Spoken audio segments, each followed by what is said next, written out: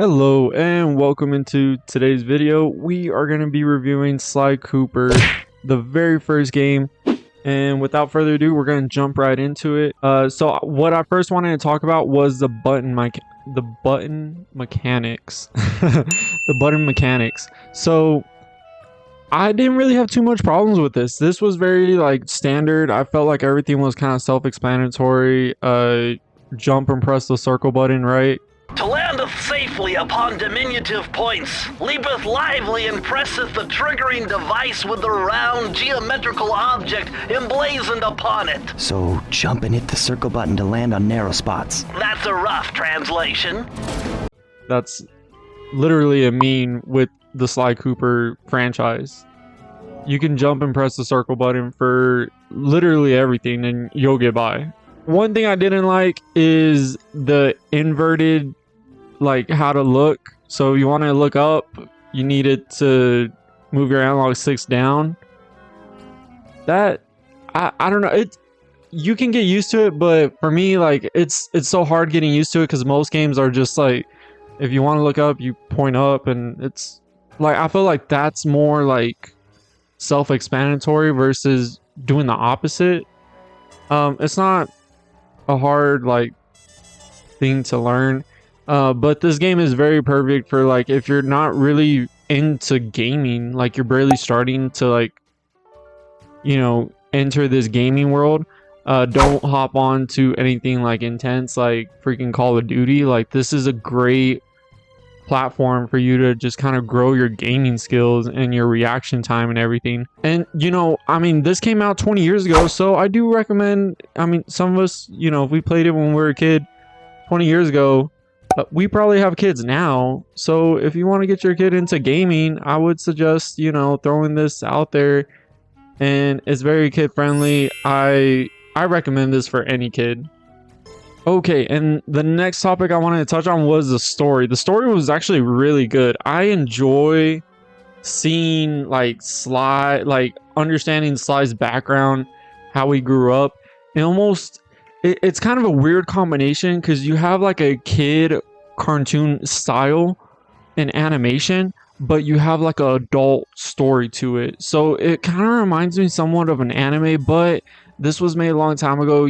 That was typically normal to have like adult humor in kid shows and movies and games. So yeah, everything's kind of watered down, which, you know, could be for the best, right? But it was nice to kind of see that adult type of story within Sly because it kind of brings in more audience. And like I said, it kind of reminds me of somewhat of an anime. Another thing I wanted to touch on was the tutorial. I felt like there was a big opportunity that was missed with when the introduction was explained about the whole cookie heist when they were kids. I think we could have used that as a great opportunity, the developers, to use that as a tutorial similar to what is being used in Sly 3, how when we get introduced to something, there's a tutorial and it's there as an option. You can either skip it or do it, but oh man, I don't see myself passing up on the whole cookie heist. Like that had to be legendary. Another thing I noticed is the game had different variety, which was kind of great. So the first level was like kind of a rainy, cloudy, misty type of environment, and then you went over to a sunny, not quite desert but somewhat city desert type of vibe. And then you went over to a swampy area, which is, in my opinion, was kind of a mix between that rainy and dry type of environment. It was like both of them like mixed together, right? And then you had the extreme weather conditions where you would face the Panic King in a snowy, mountainy environment, and then hop over to Clockwork, which his lair is literally on a volcano. The exact opposite of what we were just doing. So this was all pretty neat. And also the characters, you know, they're very, very different from each other in terms of like a frog all the way to a giant panda and a bulldog the size of a panda, which is just crazy. There was definitely variety.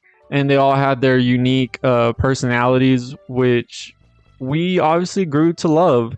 And it kind of reminds me somewhat of a Zootopia type of atmosphere, without the topia part, because crime was obviously like centered in this game, so there's nothing really utopia about that. But the whole animals interacting with each other, it was pretty cool. Another thing that this game did really well is that I loved that in the beginning you're introduced to the Thievius Raccoonus, where you know that the Thievius Raccoonus was actually divided amongst the Fiendish Five, and they all left with a portion of pages. I'm not sure. I would just assume they're all evenly distributed, right? But there, when you're going through the level, you start unlocking pages from the Thievius Raccoonus, and then ultimately gain like a really useful type of skill at the end once you beat the boss level, whether it be, you know, Sir Raleigh all the way to Clockwork. However, Clockwork, we didn't know what his page was. I thought that was very weird, which just leaves even more question marks about Clockwork. He's already a mysterious character as is, so the fact that we don't even know the pages that he took, when we're going through the other levels, we have to collect bottles, and we unlock pages to the Thievius Raccoonus that help us, you know, grow with Sly Cooper. Now, with that being said, I do feel like there was kind of missed opportunity of shining more light on each villain. We kind of just got an introduction of the villains, and then we just kind of never heard about them until we finally fought them.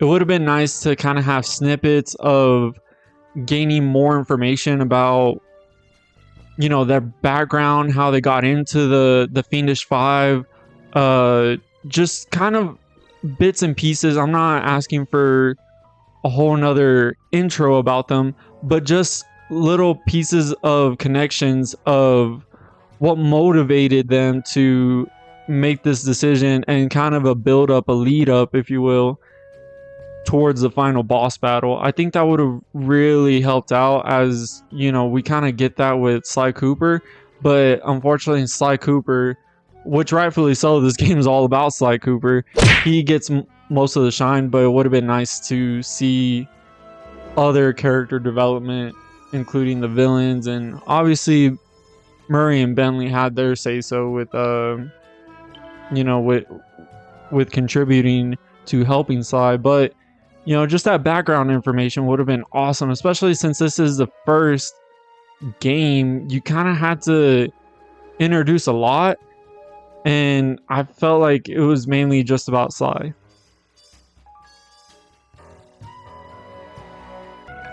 But yeah, that's gonna do it. I think that if I had to grade Sly Cooper in a ranking 1 through 10, I would probably give him a 9.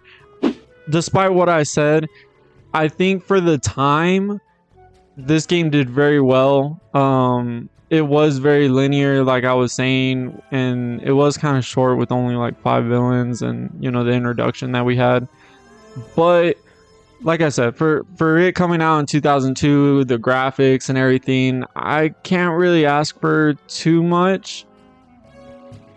So for that, I'm satisfied with giving it a 9. I felt like the foundation was very solid. There was little things that could have been added to elevate this game up to a 10, obviously, or even higher, which would have like just blown my expectations. But this game will definitely be sitting at a 9. Well, that's going to wrap things up, guys. If you haven't played Sly, which would be kind of crazy, better late than never, right? I do have a short video, less than a minute, that's showing you how you can play Sly Cooper. Go check that out. And we actually just finished Sly 1, and we're going to be hopping over to Sly 2. If you want to come with me and play Sly 2, go check out my channel. Don't forget to subscribe, and I have a playlist of all Sly 1 videos, the entire walkthrough of Sly 1.